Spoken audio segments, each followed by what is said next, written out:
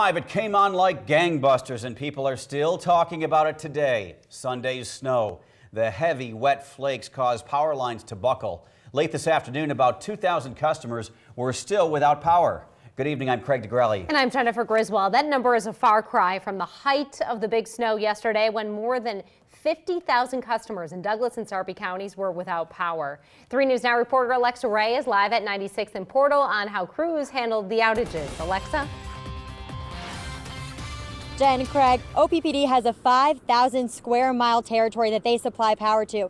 And officials say even though that first snowfall yesterday was unexpected, they have crews ready to mobilize at any moment in the event of a power outage.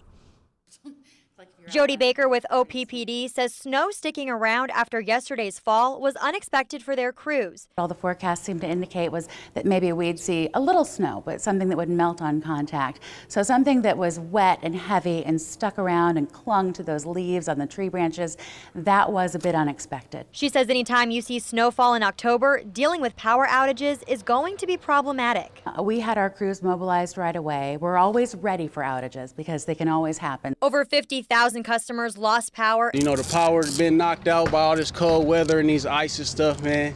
You know, I'm just trying to stay warm out here. Some are still waiting for theirs to turn back on. Today we're at the point where we're kind of in the, the home stretch with more tedious, more lengthy repairs, restoring fewer numbers of customers. Year-round, OPPD works with forestry experts to trim trees away from power lines, but it's impossible to prevent power outages completely. Baker says to prepare for a power outage, people should make sure to keep freezers extra full of food and ice bags to keep as much cold in to protect food, and says if you are using generators or space heaters, use them safely so they don't turn into a fire hazard. One resident was grateful that his power was restored quickly, but had a backup in case. I'm watching Hulu all night. Nice. I ain't worried about none of that.